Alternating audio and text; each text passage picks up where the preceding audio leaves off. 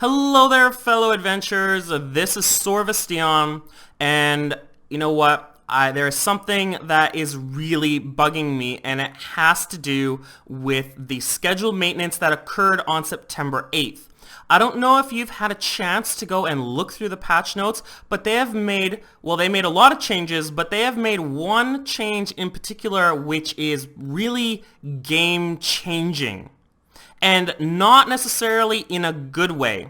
So for that, you can see I'm here on the page for that scheduled maintenance. It includes all the patch notes and everything they added and changed. What I want to bring to your attention is down here at the bottom, and let me read it first before I talk about why this was necessary and kind of what it's done to the game. The quality of loot boxes from field raids will be dependent on the damage dealt to the monster. If you deal 80% or more of the total damage to the raid boss, then you will get 3 loot boxes for your party. If your party deals 40% to 79% of the damage, then your party will get 2 loot boxes. And if you deal anywhere from 5% to 39%, your party will receive 1 loot box. And if you deal less than 5% of the total damage, well, then you get nothing. Now, why was this necessary? Well, it all had to do with the monopoly that alliances had on the field raid bosses, as they call them. I call them world raid bosses, whatever. Field raid boss, world raid boss, same thing. And I'll probably use the terminology interchangeably for the rest of this video. But as I was saying, the top alliances on each server basically kept a monopoly on all of the world raid bosses, anything that wasn't instant. So we're talking about Asheram, we're talking about Jaranin, we're talking about Bismuth, and the Naga bosses in the swamp in Parna's Coast. So those world raid bosses were basically kept on lockdown. The alliances recorded what time they went down. They knew the exact respawn times, and then they would gather at each raid boss just before it was about to spawn. They would have their parties all sorted out. Typically what a major alliance did was they had a DPS party and then they had a tank healing party. The DPS party was kitted out with 10 of their best DPS. And then they had another group for tanks and healers and whatever DPS was left over. And basically, and maybe they had some more groups, for the leftover DPS and leftover tanks and healers. But basically, it was the main DPS group and then, 1 or more support groups. Now, the reason they did that is because that the DPS group, basically, the damage counted towards the boss was done per raid group. So the top damage dealing raid group is the one that got the loot. Now, the DPS don't need to have tanks and healers in their actual raid party to receive the benefit from those classes. That's why they kept the healers and the tanks in different parties, and they put all the DPS into one party. So everyone worked together to tank and deal damage and heal through the raid, but it was the one damage dealing raid group that was ensured to get the loot from the boss, and then it would be distributed amongst everyone who attended the raid or whatever system the winning alliance had set up. And there was competition between the alliances. It was basically the top damage dealing raid groups from each alliances competing with one another to see who could do the most damage when more than one alliance showed up to compete for a raid boss. And that system excluded everyone else on the server because no one else could compete with those damage dealing parties. Like, they were kitted out in full heroic seals, plus 20 weapons, like the best gear you can imagine. There is just no one else on the server who could compete with them in an organized fashion. So, like, it basically excluded everyone except the top alliances who, who had geared up their members to a point where they could compete with each other for, the top damage position in each raid. It excluded everyone else, and so that's what helped keep the alliance their monopoly over these raid bosses, and they made sure that they started as soon as that raid boss spawned, so that like another lesser geared clan or guild or alliance, so they couldn't get a head start on the on these top alliances. So being that it was impossible to get a head start and that you couldn't compete fair and square, it was impossible for anyone other than the top alliances to get any loot whatsoever from the world raid bosses.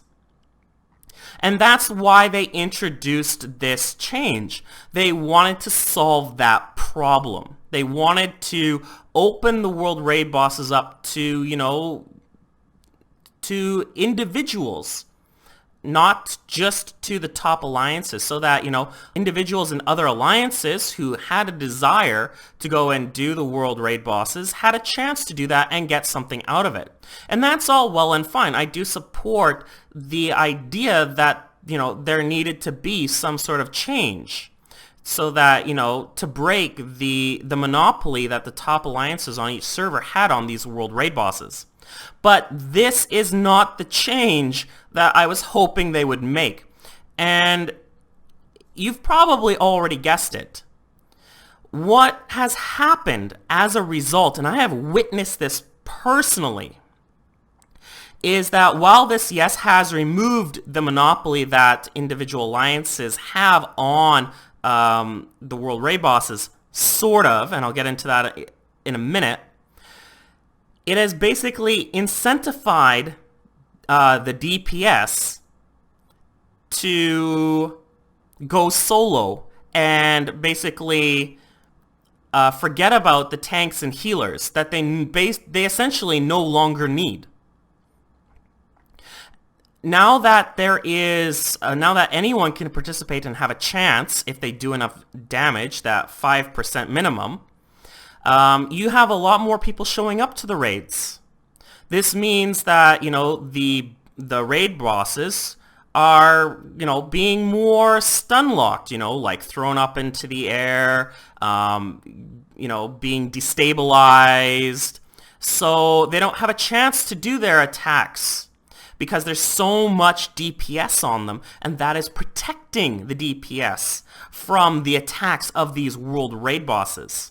So, the priests and the guardians, which are support classes, are kind of no longer that necessary so long as a sufficient number of people or DPS show up for each individual raid. Now, that's good. I mean, we have more DPS coming.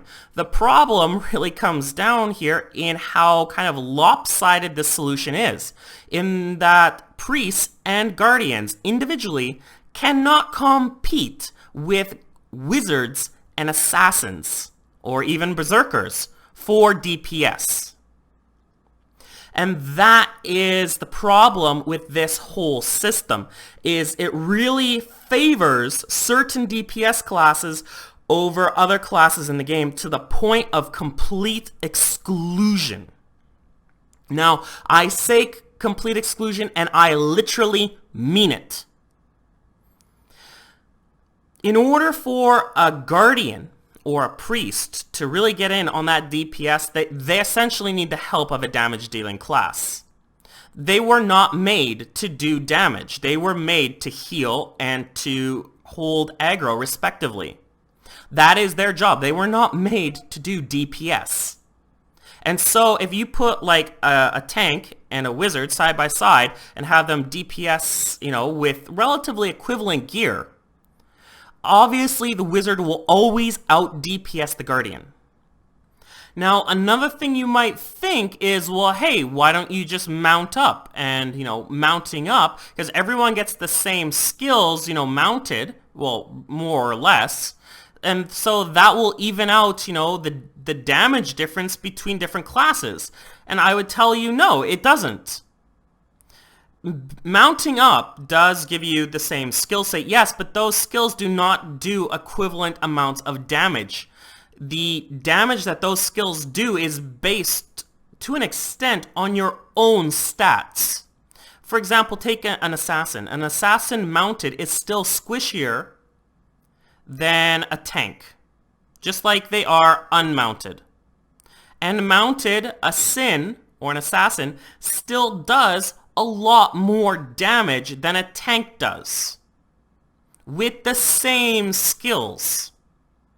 So while mounting up does perhaps even out the damage a little bit, it might make, the crazy difference in damage a little bit less.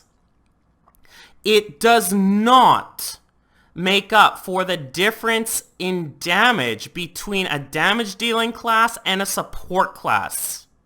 A priest, even mounted, will never do as much damage as a wizard mounted, nor will a tank ever do as much damage as an assassin mounted. And, nor should they, because a tank mounted is still tankier than an assassin, and that's kind of part of their role. Their role as a tank, even though they're mounted, is still to tank. And they get, mounted skills appropriate for that. Aggro pulling skills, to have, these flying creatures or whatever creatures, or bosses focused on them. The same with priests. Priests get heals. That means that they can regenerate whatever health they lose. And then they can help support other players. So of course they're not going to do as much damage mounted because they're getting another substantial benefit. If a priest could do as much damage as a wizard mounted and still heal, there would be no point to having wizards, period. And this is all assuming that you're even in an area with a raid boss where you can mount. For Duranin and Bismuth, in the areas where those raid bosses spawn, you cannot mount. So you're stuck with whatever damage your class is able to deal out. And so, this becomes a big problem, especially with the number of people that are now participating in these raids. Getting a 5% chunk of the raid boss's total health all to yourself, that's hard. When you have 40, 50 people competing for a 5% chunk out of, the raid boss's health. Well, think about this. You divide a raid boss's health bar by that 5%, right? It's 100% divided by 5%. That means you have 20 little 5% chunks. That means 20 of your top DPS, or 20, not of your top DPS, but 20 of the top DPS are going to get one loot box each. And they know it. That's why they don't want to be in a party with other members. Because if you are in a party with other members, then remember, these loot boxes are distributed or awarded to parties. So if you're in a party of 5, you get one loot box if you deal 5% of the total damage. That means that the loot in that box is thus, in competition amongst 5 players. Whereas if you're in a party of 1, well, then there's no competition for the loot box that you get. That one player gets all the loot in that one box. And that's the reason why DPS don't want to group up anymore. They would rather chance it to try and do individually 5% of the total damage to the boss than to work in parties now. Now, you could say, well, okay, well, why don't we have the tanks all group up together in a party? Well, then you have the same reason why the DPS don't want to be in a party.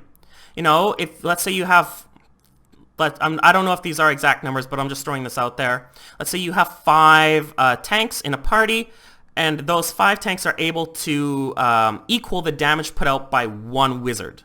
And let's say that, you know, this group of 5 tanks does do their 5% damage to the boss. Well, they get 1 loot box out of that. And that means that, you know, those 5 tanks have to compete with each other for the loot coming out of that 1 box. Whereas the wizard, he doesn't gotta compete with nobody. He's the only one in his party. He is a party of 1. So, and you might kind of say, well, you know, like, can a wizard really do 5% of the total damage by themselves? Of course they can, especially the ones that are better geared. And this brings me to a whole nother problem, which I'll talk about in just a moment. But let me finish with the tanks and the priests here. Because, you know, they have to group up with other players in order to achieve the kind of damage numbers that these damage dealing classes can do individually. They have their chances for getting loot are severely hindered. And, you know, they say that they've buffed the amount of gold that now drops from these world raid bosses. Well, that gold is still being distributed amongst everyone in the party. So again, you know, like, it's not fair, it's not equal. You know, the priests and the guardians are being excluded because basically what's happening is people are getting selfish. You know, the DPS are like, no, you know, like, I can do this by myself. I can do 5% of the damage by myself, and I don't need your help. And I want to get all the epic loots, you know, for myself. And, like, this is creating huge problems, even within my alliance. You know, like, the tanks, the priests are all complaining, like, you need to include us. You know, we've helped you get your gear. We've helped you get to where you are. And the DPS are like, psh, no, we don't. I don't need your help anymore. I'm going to go get my own epic loots. And, you know, it's creating a huge problem within, you know, the clans and guilds and the alliances within the gaming community itself. But let me get on to the other problem it's kind of caused. I said that it kind of solved the problem with the and favors the DPS, but only for certain DPS. Because again, you have 20 of the top players who are going to get, you know, the loot boxes. And that means that even if you have like 50 DPS come in, they're not all going to get a chance at a loot box. Because again, you know, there's only 20 players that are going to be able to get, you know, that are going to score, you know, that minimum 5% or more. So it could be 20 players or less, depending on, you know, how much damage they do, that are going to get those loot boxes. And those players are going to be the ones who have the best gear. So even if, like, you have 2 assassins, one who is, like, fully kitted out in heroic seals, plus 20 weapons, and let's say plus 20 armor, so he's got, you know, better defense. And then you've got, you know, another assassin who's got maybe like a plus 10 blue dagger or whatever, you know, and is only in elite seals. And let's not forget pets, you know, and who has maybe like one elite pet, and this the other fully kitted out assassin has like a heroic rondo or something like that.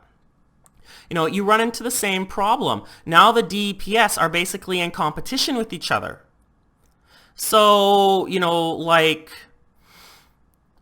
even if the DPS decided, hey, you know what, we're not going to go solo, we're going to try and make a group so that our group is guaranteed to do, the maximum amount of damage, there is no reason for that group to put a tank or a healer into their group, because then it just, means that, that one loot box or 2 or 3 loot boxes, however many you end up getting, is just being distributed amongst more people.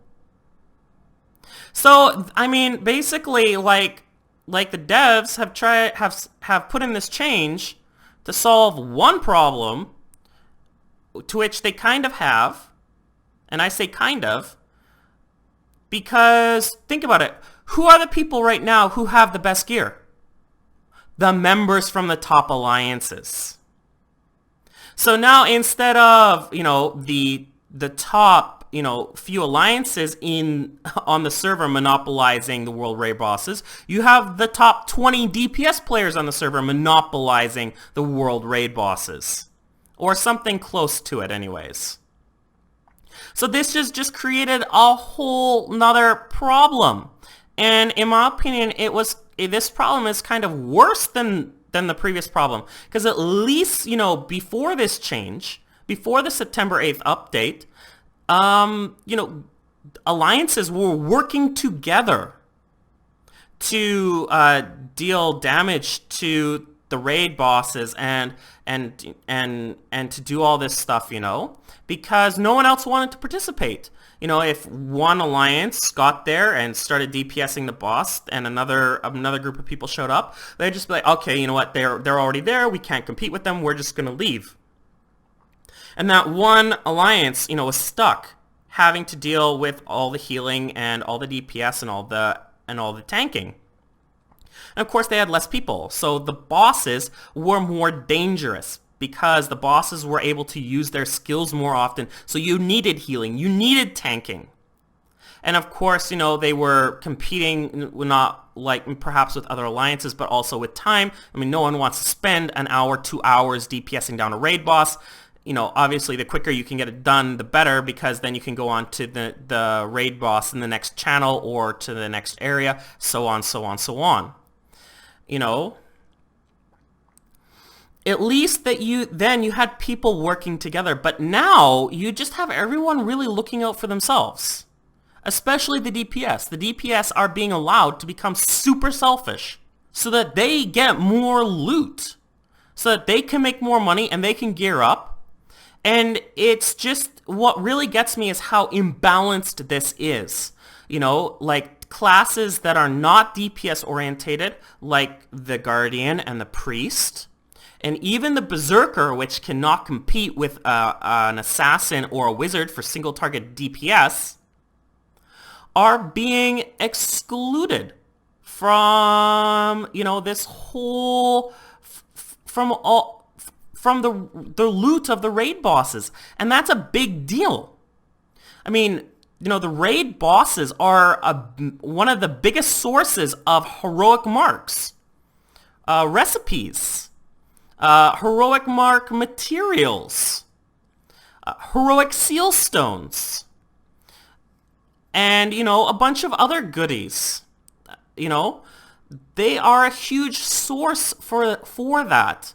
And, this is, when you exclude certain classes from being able to participate in this stuff, that is a huge blow to your end game. Because end game, what is there to do? Go tame heroic familiars. Go level them up. Go seal them. Go run dungeons. Okay. Go make money. Go buy the best gears. And especially now that the Bismuth and Jaranin are dropping the Ruinous Legendary gear, it's like you're funneling all of this wealth, this gold, these heroic marks, all of this stuff to your top DPS on each server. And people are no longer working together. The whole point of being in an MMORPG is that, players should play together and form communities to tackle difficult content. Now, no one is being incentivized to work together. except in dungeons and for instance raid bosses. You know, all of the group content for the world raid bosses, in my opinion, has been ruined by this one change. And I think they really need to do something about it. They really need to fix this, or you're going to really start losing priests and tanks who are just going to get fed up with the imbalance, going to get fed up with the exclusion, and they'll leave and go play a different game. And then you'll have a whole bunch of DPS people playing DPS classes. Changes will come in the future, and then you'll be short on tanks and priests, which will be good for them because then they'll be able to get groups no problem, and your DPS will be excluded because, you know, they'll have a hard time getting groups, and then, you know, they'll leave. So it's, you know, it's not good for the game. It's not good for the health of the game. Personally, I thought of an idea, and that was to divide the health bar of each raid boss into 4 sections. And so that anyone who contributes damage to any of those 4 sections gets a loot box. And the loot in that box is simply multiplied by the number of sections that they did damage in. There's no percentage minimum for how much damage you need to do. There's no damage competition. It's simply if you hit the boss in any one of those 4 sections, then you have a chance at getting a loot box. And if you hit the boss in all 4 of those sections, so, you know, like when he was above 75%, and then when he was above 50%, and then when he was above 25%, and then when he was above, you know, like just before he died, or in the last quarter of his health, then you have like a loot rate that's 4 times better than if you just hit the boss in one of those sections. And so that would incentivize people to stick around and, you know, work together for the whole raid while not having to, you know, have this damage competition amongst each other and, you know, limiting, you know, loot boxes to the top 20 DPS, you know, that showed up to the raid. That would, you know, not exclude any one given class because, you know, different classes do different amounts of DPS. It would, you know, bring everyone on the server together to work together without fear of competition amongst each other to take down these world raid bosses. And most importantly, it would prevent any group of players or any alliances from monopolizing the world raid bosses, you know, through this damage competition because they simply have better gear than everyone else and no one else can compete with them.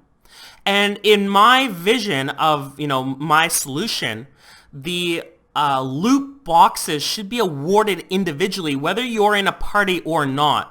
So if you hit the raid boss in any one of those 4 sections, then you individually will receive a loot box, and, you know, the quality of the loot in that box would be dependent on, you know, whether or how many of those sections that you dealt damage in.